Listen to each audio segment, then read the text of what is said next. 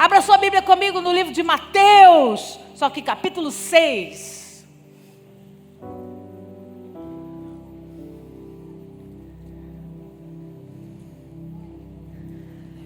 Evangelho de Mateus, capítulo 6. Eu vou ler a partir do verso 5.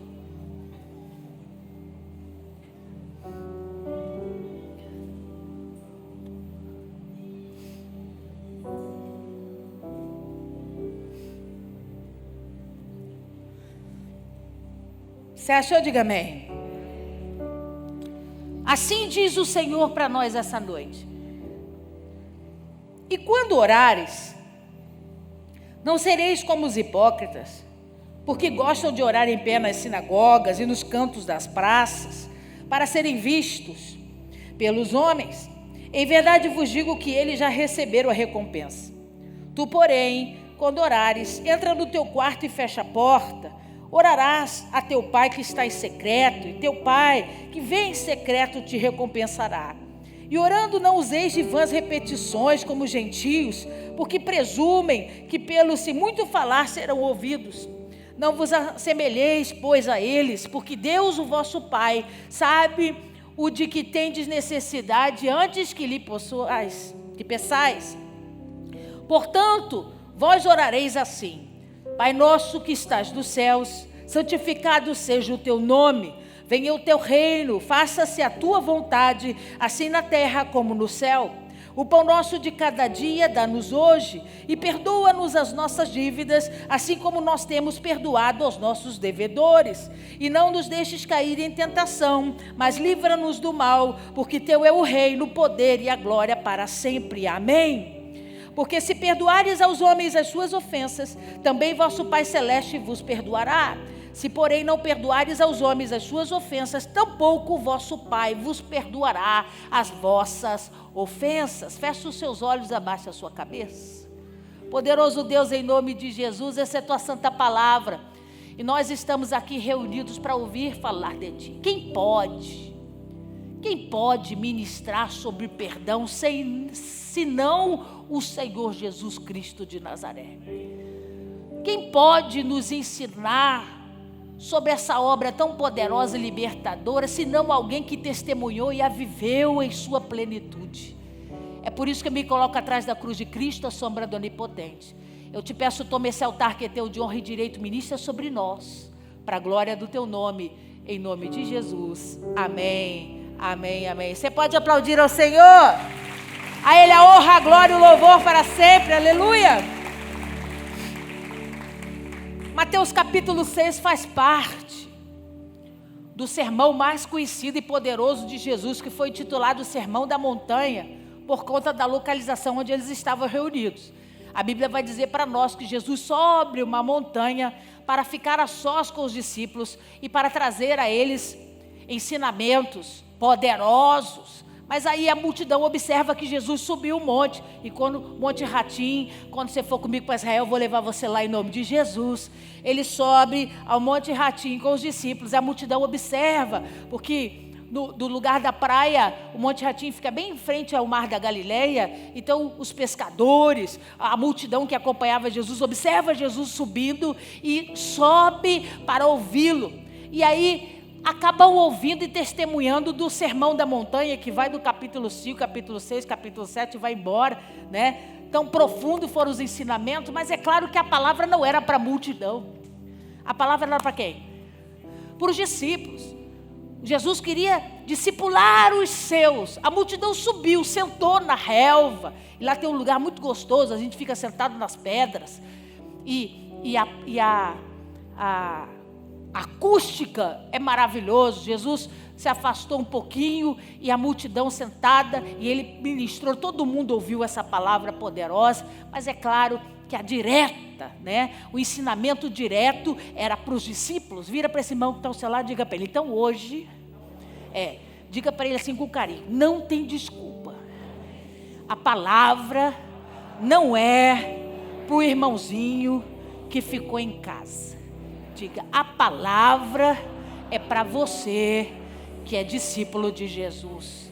Quem aqui é discípulo de Jesus? Aleluia. Aí ele começa o seu discurso falando das bem-aventuranças, explicando sobre o reino. Existe uma conotação, né, muito diferenciada entre o que vivemos nessa terra e o reino de Deus, o governo que será estabelecido pelo próprio Deus. As leis dessa terra vão passar e o que vai ficar serão as leis celestiais, aquilo que realmente importa para Deus. Então Jesus começa a falar sobre essa mudança radical que vai acontecer, e ele começa a preparar o homem na sua mente, para ele suportar essas mudanças. Por quê, pastora? Porque ninguém se transforma do dia para a noite. Tudo na vida é uma caminhada, é uma conquista, é um pedacinho de cada vez. Então ele começa dizendo, quando vocês começarem a acostumar com aqui, eu preciso anunciar, nós não vamos viver aqui. Tudo será transformado, a visão do reino é diferente da visão terrestre. O mundo bate palma para os primeiros, né? Para os que se assentam nas primeiras fileiras, honram os grandes. No reino eu vou gostar de ver os pequeninos que estão sentados lá atrás, porque no reino as coisas mudam, os primeiros serão os últimos. Então ele começa a dizer, no reino algumas mudanças vão acontecer e eu preciso que a mente de vocês sejam transformadas, para que vocês acompanhem esse movimento do reino que vai acontecer. Então, o que a senhora quer dizer com isso, pastora? Que o ensinamento de Jesus não era baseado numa transformação momentânea. Ele insistia numa transformação de personalidade, de caráter, coisas que serão mudanças para a eternidade. Você não muda hoje, vou falar assim para o seu casal, para mudar de novo amanhã. A mudança tem que ser permanente, construtiva e crescente. Você está aí? Então ele investe nesse discurso. Aí até que chega o capítulo 6, eu não posso me alongar muito, para poder explicar tudo. Ele chega no capítulo 6... e ele começa a falar sobre oração. E ele diz assim, quando orares, não sereis como os hipócritas, porque gostam de orar em pé nas sinagogas e nos cantos das praças, para serem vistos pelos homens. Em verdade vos digo que eles já receberam a recompensa. Então ele começa a dizer assim, a oração é uma ferramenta muito importante. A oração é o canal de comunicação com Deus. Então nós usamos a oração para falar com o Senhor, para nos comunicarmos com o Senhor, para ouvirmos a sua voz. E ele diz assim, como eu não estou conversando com gentios, lembra que a conversa era para discípula? Ele diz, como eu não estou conversando com gentios, eu preciso que vocês entendam. Tem muito religioso que vai para as sinagogas, ou procura o terreno do templo para orar publicamente, para ser visto, para que os homens olhem e digam, homem de Deus, viu lá, estava orando, porque era obrigatório orar pelo menos 1 hora dentro do terreno do templo. Se essa moda volta, né? Se eu começo a dizer, só pode entrar na igreja para receber oração quem vem para a igreja orar 1 hora antes. Que bênção que ia ser. Eu ia pregar para essa coluna aqui, que tem coração duro, que nunca converteu, e já ouviu todos os meus discursos, nunca aceitou Jesus. Por quê, pastora? Porque a gente tem dificuldade de praticar a oração, de exercer a oração. Aí Jesus começa a falar com eles assim, eu não quero que vocês sejam como aqueles homens que vão para o templo e ficam lá em pé, orando, gesticulando por 1 hora. Eu quero que vocês façam da oração um caminho de relacionamento, onde vocês vão falar e eu vou poder falar com vocês. E essa linha vai construir em nós mudanças poderosas. Ele diz, eu não quero que vocês repitam o que os religiosos fazem. Vira para esse irmão que está ao seu lado e diga para ele, a gente precisa aprender. Não com a religião. Diga, mas com o Cristo. Verdadeiro e fiel. Então ele diz, vocês são meus discípulos íntimos, então vamos mudar. Eu quero que vocês usem a oração como uma ferramenta. E ele começa a dizer, versículo 6, acompanha aí. Tu, porém, quando orares, entra no teu quarto e fecha a porta. Orarás a teu pai que está em secreto, e teu pai que vem em secreto te recompensará. Então, só para situar você, naquela época não tinha quarto com porta. Então, Jesus não falou, entra no teu quarto e fecha a porta. Porque quando você for comigo para Israel, eu vou levar você numa aldeia que foi construída exatamente nos tempos de Jesus, para você ver as casas como eram por dentro, como eles comiam, como que eles dormiam, e não tinha porta no quarto. Então Jesus não estava falando do que a gente faz hoje, né? Seu quarto hoje tem porta, graças a Deus, você pode entrar e fechar. Ele estava falando de um lugar secreto. A tradução é aquele manto, né, que a gente usa de oração, o talite. Ele estava falando, entra debaixo daquele lugar, fecha a porta são aquelas franjas maiores. Quando você troca a ponta do talite na frente e você trança ela, você pode falar o que você quiser que ninguém te reconhece. Você está escondido debaixo daquele manto. Então, o que Jesus quis dizer é, quando você entrar no seu momento de oração, que você fique o mais escondido possível, para que ninguém te veja. Só quem tem que ouvir a sua voz é o Espírito do Senhor. Só quem tem que saber quem você é, reconhecer você pelo tom de voz é o Senhor. Porque é assim que Ele quer o nível de intimidade na oração. Vem. Aqui, vou mostrar para você. Tem uma tradução que diz que o apóstolo Paulo fazia tendas para vender. Quem já viu esse texto na Bíblia Sagrada? A tradução é essa, tem pedaços de tecidos assim, que faziam para se cobrir, né, para se proteger. Então, o que Jesus falou é, entra debaixo da tua casa, essa aqui é tenda, no hebraico, e fecha a porta são essas franjas maiores. Então, quando você faz assim, ó, e você fecha aqui, ó, ninguém te vê. Eu vou ficar aqui pregando, você vai ouvir minha voz, mas você não sabe quem eu sou. Foi exatamente isso que Jesus falou. Entra no lugar oculto, secreto, que ninguém vai te ver, mas o Espírito sabe qual é a sua voz. O Espírito sabe que é você que está falando. Então, hoje a gente, nas versões modernas, traduz para quarto fechar a porta, ou errado não. É o mesmo significado. Eu estou só te ensinando o original para você saber como funciona. Então, ele diz assim, é nesse nível de oração que eu quero. Por quê? Porque eu quero ouvir, quero falar. Eu quero ouvir o que você tem para dizer e eu quero poder manifestar a você essas diferenças, poder falar o seu coração. Aí ele diz assim, no versículo 7, e orando, acompanha aí comigo, não useis em vãs repetições como os gentios, porque presumem que pelo seu muito falar serão, amigo, a gente já foi um dia religioso, repetitivo, e a gente rezava. Essa é a grande diferença da reza para a oração. A reza é algo que você decora e repete, muitas vezes sem nem entender o que você está dizendo, porque você precisa de uma prática de exercício. Você precisa repetir essa reza muitas vezes para ser ouvido. E a oração não. A oração é algo que tem que vir de dentro. A oração é algo que tem que rasgar o coração, ser genuíno, ser verdadeiro. Mas principalmente, ela precisa ter princípios. Quantos já ouviram falar na Bíblia Sagrada de Jesus dizendo, vocês erram porque pedem errado? O que Jesus estava dizendo com isso? Vocês se programam para falar comigo e quando chegam a mim pedem coisas que vocês deviam saber que não é assim que funciona. Tem coisas que eu posso fazer e tem coisas que eu não posso fazer devido aos seus próprios comportamentos. Você está aí? Diga amém. Então eu preciso que vocês amadureçam, porque quando entrarem num estado de oração comigo, que vocês possam orar e pedir aquilo que será extremamente conveniente para mim, para que eu possa derramar sobre a vida de vocês. Quando vocês falam a mesma língua que Deus, as coisas fluem mais fácil. Quer ver agradar o coração de Deus? É começar a oração dizendo, Senhor, toma aqui a minha vida, faz segundo a tua vontade. Ele diz, opa, já gostei desse negócio aí.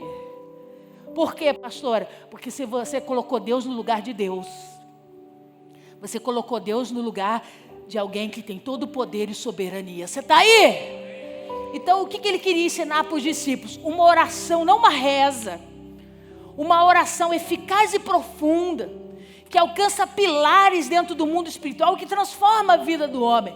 Aí ele começa a dizer assim, versículo 9. Portanto, vós orareis assim. Ele diz, se eu tiver que ensinar vocês, eu vou ensinar vocês a entrarem na minha presença debaixo de pilares. Não é uma oração comum, não são frases aleatórias, não são um conjunto de palavras, tem princípio no mundo espiritual. Mas antes de você orar o Pai Nosso, precisa entender o Pai Nosso. Você precisa saber exatamente o que você está falando. E ele começa dizendo assim, portanto vós orareis assim, Pai Nosso que estás nos... Eu preciso saber e começar a minha oração entendendo que Ele está entronizado, que Ele é Senhor, que Ele é poderoso e que Ele domina sobre os céus e a terra, que ninguém é mais poderoso do que Ele. Então eu sei que ao mesmo tempo que a Bíblia garante para mim que Ele é onipresente, que Ele pode estar em todos os lugares ao mesmo tempo, a morada é nos céus. O trono é no céu. Eu sei de onde Ele está. Eu sei de onde veio o meu socorro. Eu sei de onde vem a voz que repercuta como o som do trovão. Eu sei aonde que Ele fica de pé para justificar o justo. Aleluia. Então Ele começa dizendo: Pai nosso que estás nos céus, santificado seja o teu. Aí já começa o pá, aquele tapa de pelica na nossa bochecha, né? Ele está dizendo, lá, a criança, pá, participando do culto, aleluia. Ele diz: santificado seja o que é santificado? Vamos raciocinar aqui, ó. O que é santificado? Separado. Santificação é separação. É algo que é exclusivo, é algo que é único, é algo que tem um peso diferenciado. Olha o que ele começa a dizer: Pai, eu sei que tu estás nos céus, e santo aqui é só o teu nome. Separado, purificado, único, glorioso, é somente, exclusivamente o nome de Yahvé sobre a terra. Aí ele continua, ele diz: eu estou aqui, mas a minha expectativa é de viver quando o Senhor for governar genuinamente. Que venha sobre mim o teu reino, que venha sobre mim as tuas ordenanças, as tuas escolhas, a tua vontade soberana. Me deixa experimentar do que te agrada. Eu estou aqui, mas a minha mente precisa estar no reino. Jesus estava aqui, e é por isso que ele tinha dificuldade de comunicação com os discípulos. Porque os discípulos perguntavam coisas para ele e ele respondia: o reino do meu Pai tem muitas moradas. Eu fico imaginando os discípulos: cri, cri, cri. O que será que isso significa? Porque ele estava aqui, mas a mente estava lá. No reino do meu Pai, as coisas funcionam de uma forma diferente. No reino do meu Pai, Ele tem prioridades. No reino do meu Pai, Ele tem gostos diferenciados. Então Ele diz assim: já que você vai orar, convida a Deus para trazer essa instituição do reino sobre a tua vida. Convida a Deus e diz: que venha esse poder, essa autoridade, essa visão sobre mim, sobre minha casa, sobre a minha família. Diga comigo, vamos repetir o que a gente já falou? Diga: Pai nosso que estás nos céus. Respira, você já sabe o que significa. Você sabe onde Ele está. Ele não está nas paredes, em imagens. Ele não está pintado. Ele não foi feito pelas mãos humanas, mas não é pelo fato de eu não ver que eu não sei onde Ele está.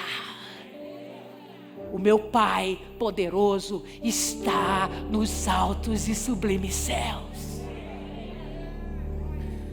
Santificado seja o teu nome. Se tem alguém aqui que é santo, é o Senhor. Se tem alguém aqui que é separado, que é purificado, que tem autoridade, governa, é o Senhor. Eis aqui apenas uma voz que te fala. Ele continua e diz: venha o teu reino, estabeleça sobre mim o teu governo, Deus. Porque esse governo aqui é falido, esse governo tem problemas, esse governo é falho, mas o seu é perfeito. Estabelece sobre mim esse reino perfeito, que não deixa ninguém de fora, que trabalha para todos aqueles que nele confiam. E ele diz: faça-se a tua vontade. Ele está dizendo: eu preciso ter maturidade para entender que a minha vontade nunca vai se sobrepor à vontade de Deus. Quando você entender esse negócio, você para de sofrer. Você fica brigando com Deus E só fica dizendo para Deus: Deus, mas é isso que eu quero, é isso que eu quero, é isso que eu quero. E chora, e faz campanha, e faz jejum, mas é isso que eu quero, é isso que eu quero. E Jesus estava dizendo para eles: quer parar de sofrer? Pergunta para mim qual é a minha vontade. Quer parar de sofrer? Pergunta para mim. Faz, Senhor, em mim a tua vontade. Pastora, que garantia eu tenho que isso vai me fazer feliz? A Bíblia diz que a vontade de Deus é... Você quer mais o quê? Você não quer viver uma vida boa? Você não quer viver algo que seja perfeito, natural, pleno, sem forçação de barra? E algo que seja agradável, leve, suave, que encha seu rosto de sorrisos. Só tem um caminho, amigo, a vontade de Deus. Ele diz: busca a vontade de Deus. Continua lendo. Faça-se a tua vontade. E ele diz: assim na terra, do mesmo jeito que você governa os céus. Os anjos se submetem à sua autoridade. O céu governa sobre mares, sobre a terra. Da mesma forma, Senhor, opera aqui onde nós habitamos. Que a sua voz seja soberana. Que todos se submetam à sua autoridade. Assim como o Senhor governa os céus, governa a terra também. Vira para esse irmão que está ao seu lado e diga para ele: o dia que Deus resolver governar a terra, ninguém mais vai sentir falta do antigo governo.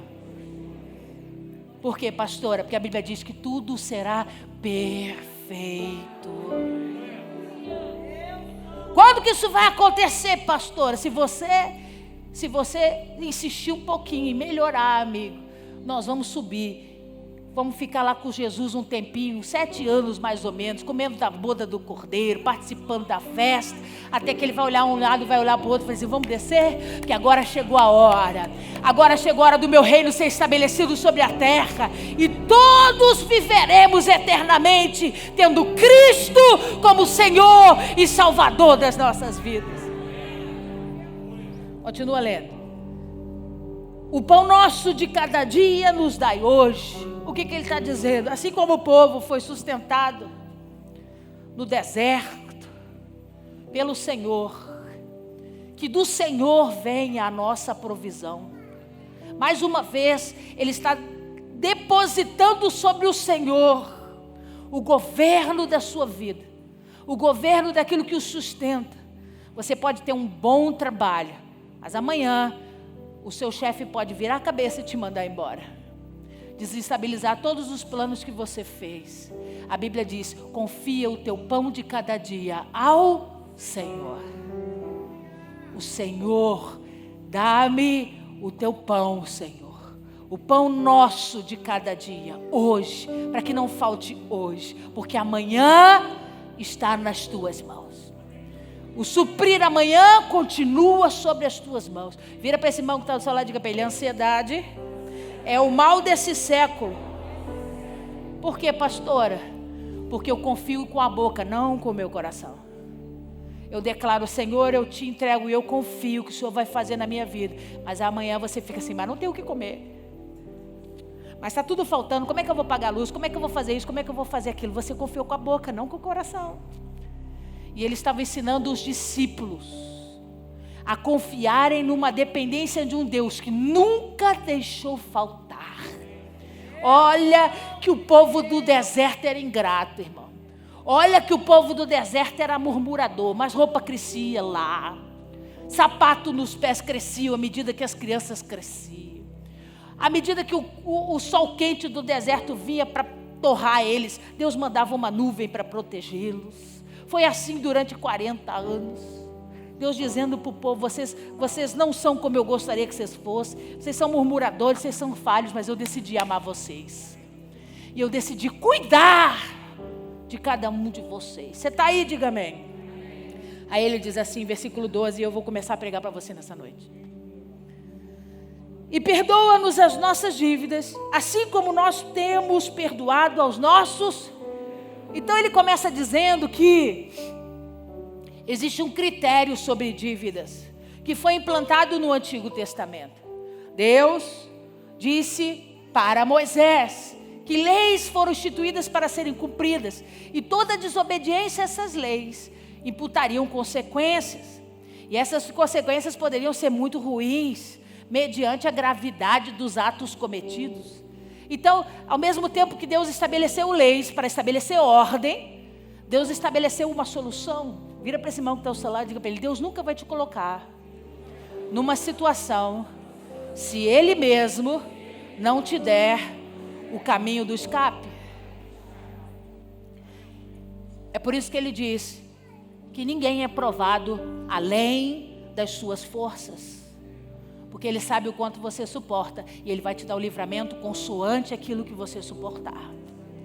E aí Ele disse assim para os discípulos: então, da mesma forma que as leis foram imputadas, que o peso veio, eu estabeleci o perdão dessas dívidas.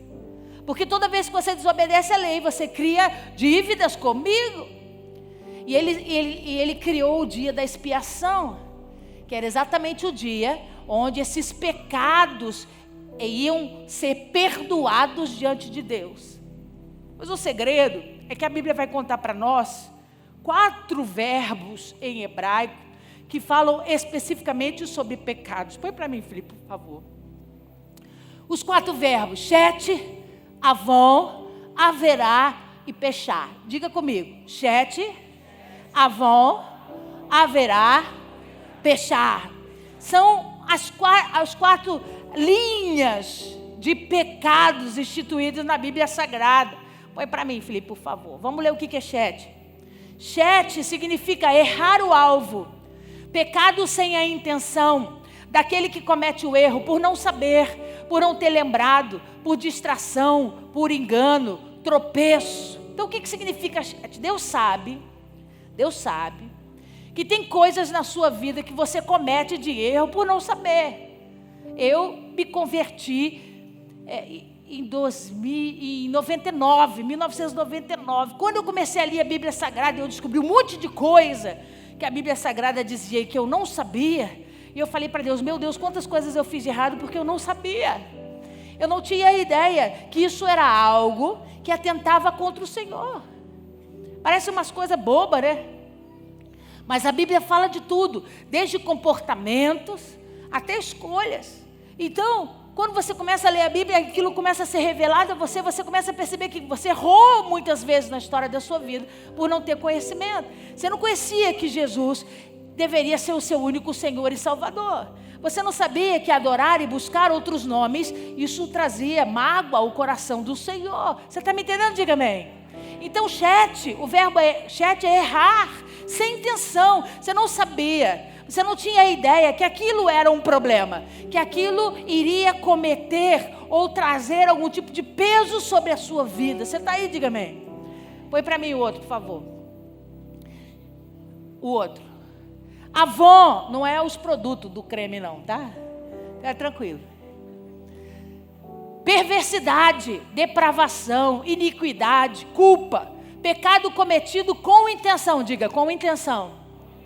Pois se sabia o que estava fazendo, inclinação má, carnalidade aflorada por impulso, paixões carnais que cegam o entendimento momentaneamente, tiram a noção das consequências que advirão dos seus atos. Avon, pecado cometido com... Então nós não estamos falando mais de alguém que não tem entendimento. Nós já estamos falando de gente que conhece isso aqui, ó. Gente que começou a experimentar disso aqui. Mas mesmo conhecendo as Escrituras, decidiu o quê? Pecar. Decidiu transgredir a lei. Decidiu fazer alguma coisa contrário àquilo que a Bíblia ensina. Vira para esse irmão que está ao seu lado e diga para ele: você se enquadra aí? Bota o outro para mim, Felipe, por favor. Primeiro a gente vai para a teoria, depois o couro come. Olha lá, pechar, rebelião, pecado constante no qual o pecador rejeita a soberania de Elohim. Pechar é algo que incomoda profundamente o coração de Deus. É quando você diz assim: eu não vou obedecer. Mas você sabe que isso vai te fazer mal, mas eu não quero obedecer. Eu decidi fazer e acabou. Eu decidi fazer o que eu quero e acabou. Mas Deus, essa não é a vontade de Deus. Eu estou me lixando para a vontade de Deus. eu quero fazer, eu quero realizar, eu quero conquistar, independente se é a vontade de Deus ou não sobre a minha vida. Pechar é o verbo que manifesta rebelião. Rebelião é um ato, uma atitude contrária à vontade de Deus. Vira para esse irmão que está ao seu lado e diga para ele, em nome de Jesus, pula fora disso, irmão. Então nós estamos falando de níveis diferenciados. Amém ou não amém? Então a gente começou falando de chat, que é um pecado que você comete sem entendimento. Nós falamos de avon, que é um pecado intencional. Você decide pecar. E nós estamos falando de pechar, que agora fala de rebelião, que é um pecado decidido, porque você não quer obedecer a Deus, você não quer estar debaixo da soberania de Deus. E por último,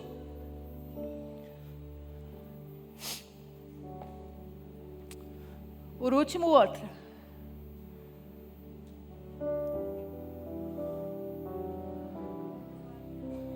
Não, faltou haverá. Isso.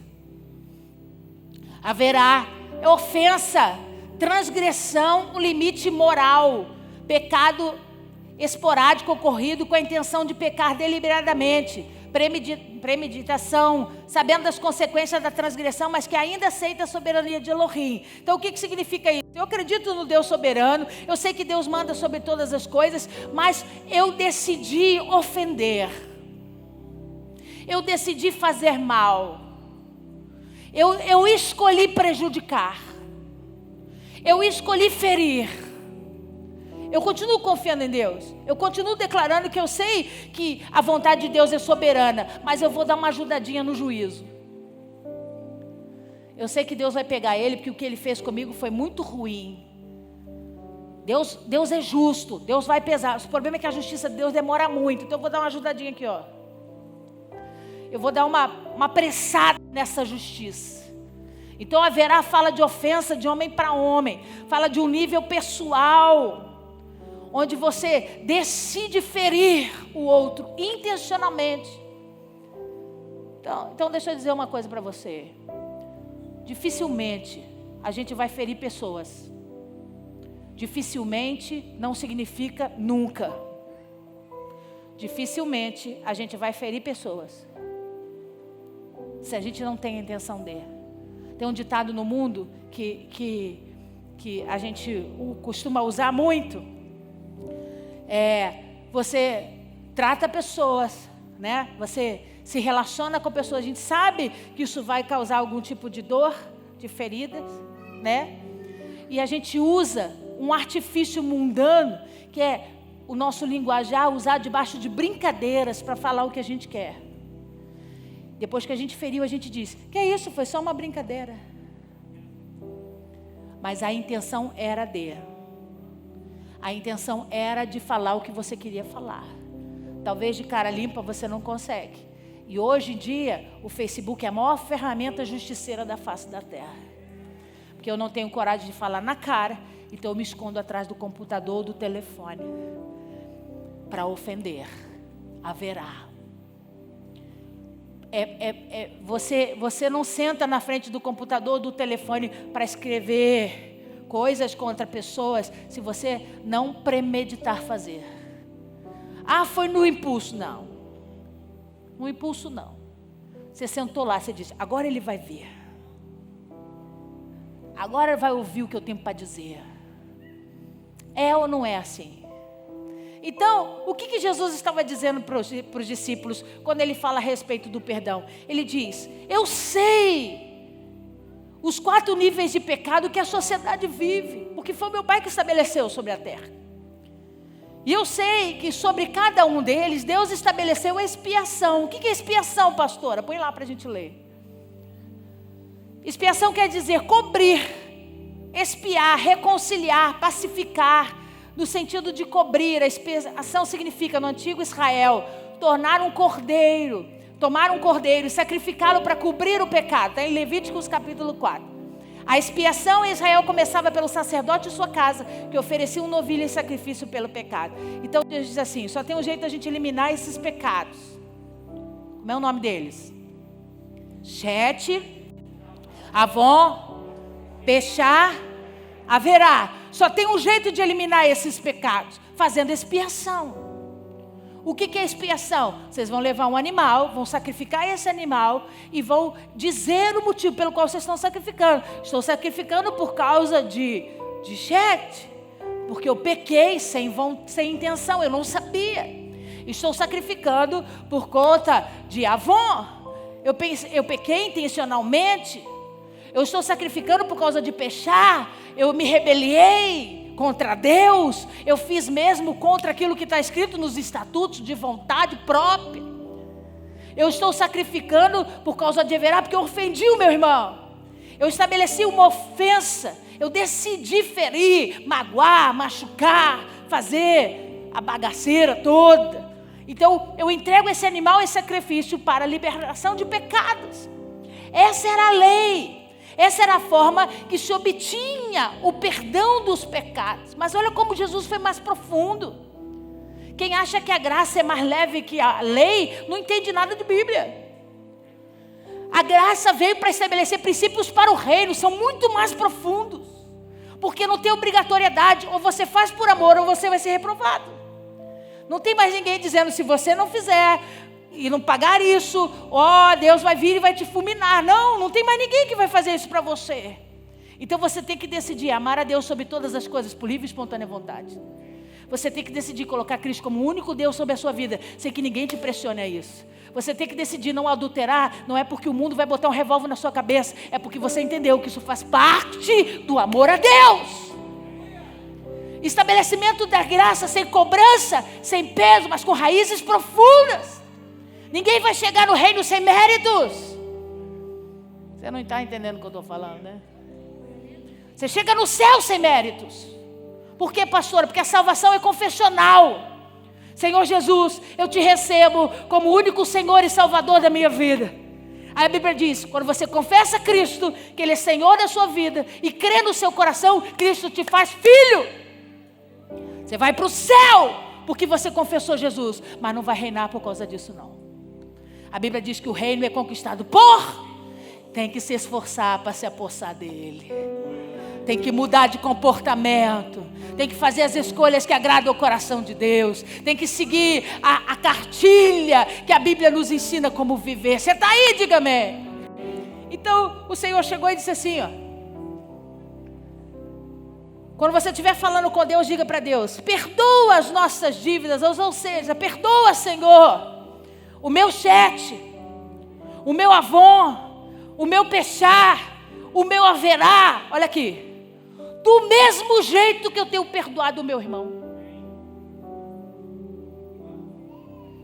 Você está aí? Ele não disse assim, dá para sacrificar o cordeirinho e se livrar. Ele diz, Senhor, eu tenho pecado contra ti. E para me livrar desse peso do pecado, ele faz uma aliança com o teu irmão. Ele diz, à medida que eu vou derramar perdão sobre as suas ofensas, é proporcional às vezes que você fizer isso na vida do seu irmão. Então, amigo, é muito mais profundo. Porque ele não está dizendo assim, perdoa só os que cometeram Chet.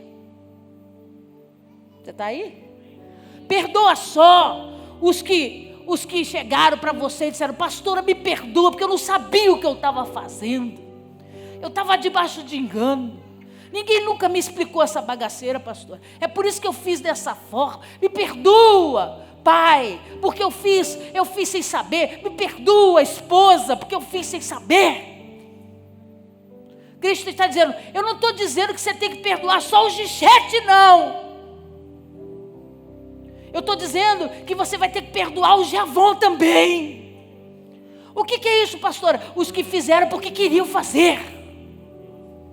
Sabe por quê? Porque eu sei que você comete Avon também. Só que quando a gente junta para falar de perdão, a gente quer escolher para quem a gente dá. Eu vou perdoar só os que não têm maldade, pastora, porque eu conheço o coração deles, eles são ruins. Aí Deus está olhando para você e diz assim, eu também conheço o seu também é ruim. Se é para perdoar Chet, você vai ter que aprender a perdoar Avon também. E o que é isso, pastora? É perdoar o que você sabe que fizeram de forma intencional. Contra você, contra a sua vida, contra a sua casa. Tá ruim para nós, né? Aí piora um pouquinho mais. Porque eles assim, vai ter que perdoar a rebelião também.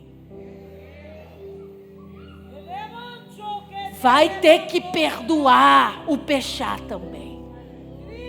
Gente que conhece a palavra. Gente que sabe o que está fazendo, mas se rebeliou contra Deus. Pastora, mas eu não me rebelei não. Deus é que conhece a tua vida, irmã. Porque desonrar pai e mãe é entrar em rebelião contra Deus. Desonrar pai e mãe, descumprir mandamentos, é entrar em rebelião contra Deus.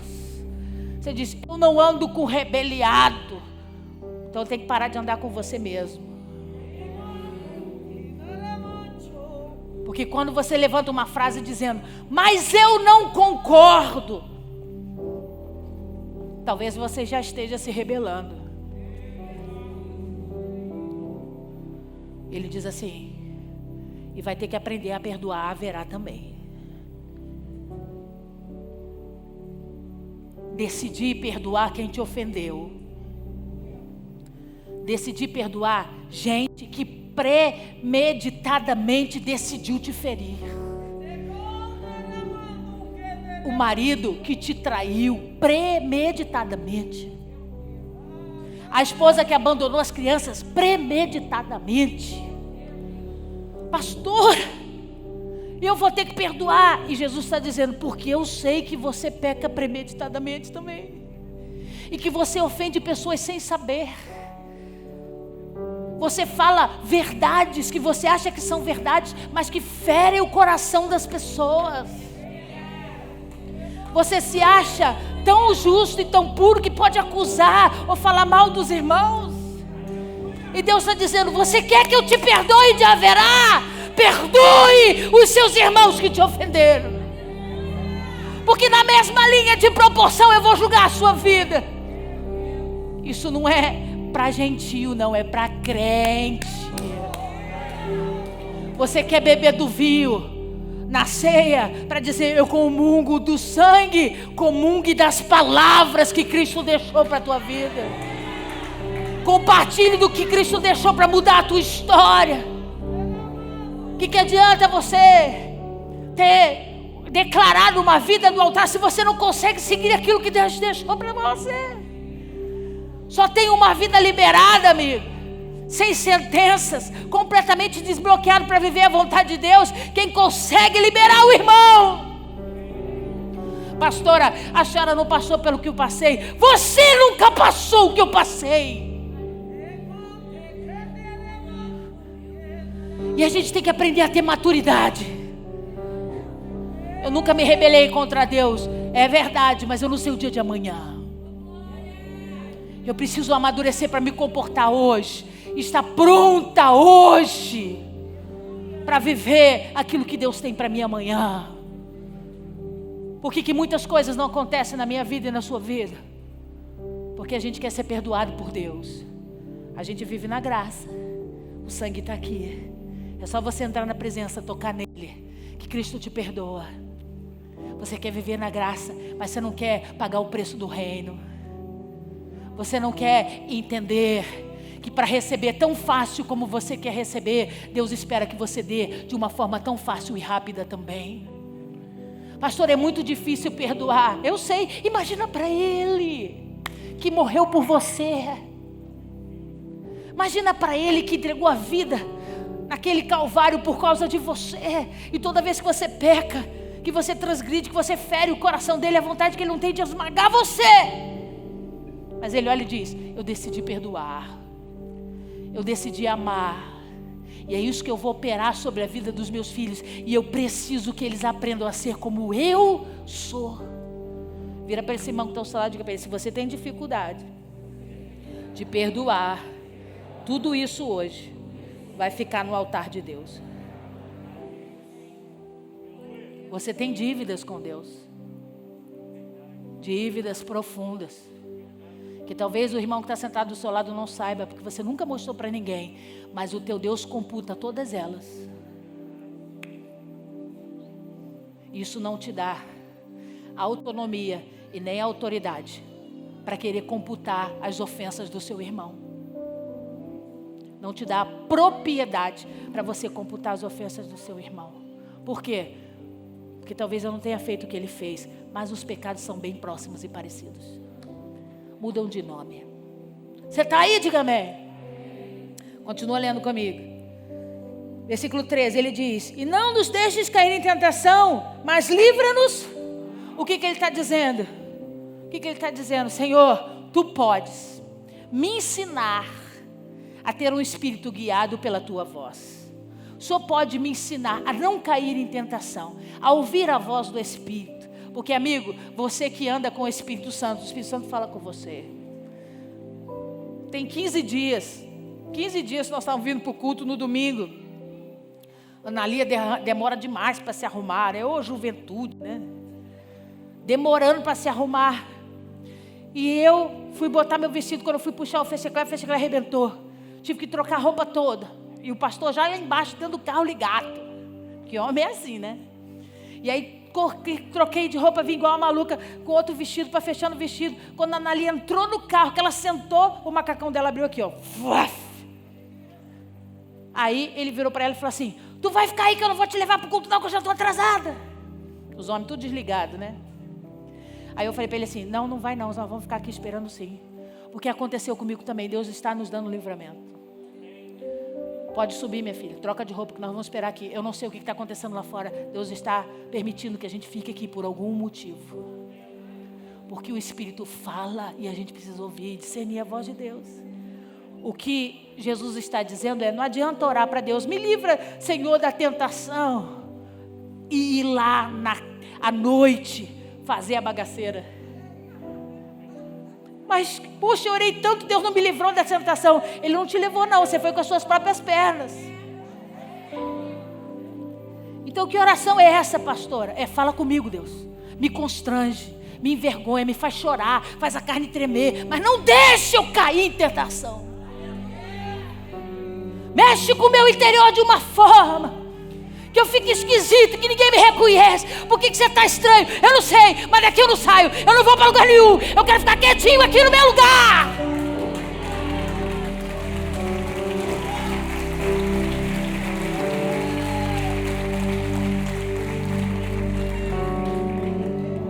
Aí ele termina e diz: porque teu é o reino, o poder e a glória para sempre. Eu entendo que o único aqui que tem que ser adorado, entronizado, glorificado é o nome do Senhor. Porque a ti é o poder, o reino, a glória para todo o sempre. Estava bom para nós. Estava bom para nós. Mas ele continua. Leia aí o último versículo e eu vou terminar. Porque se perdoares aos homens as suas ofensas, também vosso Pai Celeste vos perdoará. Ele repete, irmão. O que ele está dizendo? Não tem mais cordeiro, não. Põe a foto para mim, Felipe, por favor. Não tem mais sacrifício de animais, como se levava no Antigo Testamento. O cordeiro, até a mão do sacerdote, se sacrificava pelo pecado, e o pecado ali estava quitado. Põe a outra. Agora ele diz: enquanto os homens ainda pensam em sacrificar as suas ovelhas, Cristo já foi pregado na cruz. Ele se entregou como cordeiro pelo pecado de toda a humanidade. Jesus vai perdoar o meu pecado, porque essa sentença foi paga, a dívida foi paga na cruz do Calvário. Mas Ele precisa nos ensinar algo chamado comportamento de crente. Ele precisa nos ensinar algo chamado formação de caráter cristão. O que é isso? É não olhar para a cruz e desfazer da obra que foi feita. Porque quando eu peço perdão a Deus, eu recebo o perdão de Cristo e eu continuo a mesma pessoa. Em relação ao meu irmão, a minha oração mudou, o meu comportamento não. E será que você está disposto hoje a dar outra face? Será que você está disposto hoje a perdoar 70 vezes 7? Pastora, Deus não está exigindo muito de nós. Não, Deus está formando você. Deus está nos formando para sermos homens e mulheres melhores. Toda vez que alguém te ferir, ao invés de você olhar para quem te feriu, olha para você. Quantas vezes você feriu alguém? Quantas vezes nós fazemos coisas que machucam pessoas? A gente precisa entender de uma vez por todas que a igreja é um hospital, não um lugar de pessoas perfeitas. E que a vida do meu irmão compete a ele e a Deus. Qual que é o meu papel? Me livrar das minhas ofensas. E como que eu me livro das minhas ofensas? Liberando aqueles que estão presos a mim. Liberando aqueles que sugam a minha energia. Quem vive debaixo de falta do perdão está sempre sem energia. Está sempre fraco. Está sempre abatido. Não tem força para nada. Pastora, mas existem coisas que são muito duras de se perdoar. Eu sei. Mas você só vai conseguir andar quando conseguir se livrar delas.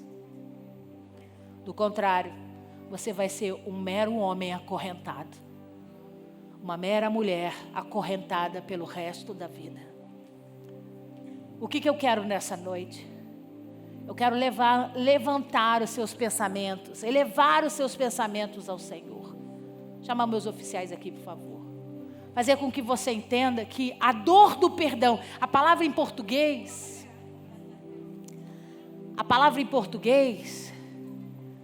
parece o aumentativo de uma perda. É ou não é? Olha aqui para mim. Diz assim, perdão é uma perda grande. É o aumentativo do perdão. É uma perda grande. E às vezes parece para nós que é tão difícil operar debaixo do perdão, porque toda vez que a gente libera o perdão sobre a vida de alguém, fica um buraco dentro de nós com a sensação de que nós perdemos. Nós perdemos a justiça, nós perdemos a verdade. Pastor, eu não vou pedir perdão porque não fui eu que errei. Pastor, eu não vou fazer isso, eu não vou dar esse primeiro passo porque foi ele que deixou de falar comigo. Porque o perdão é aumentativo de uma perda. Mas amigo, tudo debaixo do reino é perda. Ele diz, se você não perder a sua vida para mim, você não ganha ela de mim. Você precisa perder a sua vida para eu te dar uma vida eterna. Você precisa morrer para esse mundo, para poder viver no mundo que eu tenho para você. Tudo que vem do reino é perda. E como é que você acha que você pode viver o reino sem perder algo grande que está te segurando?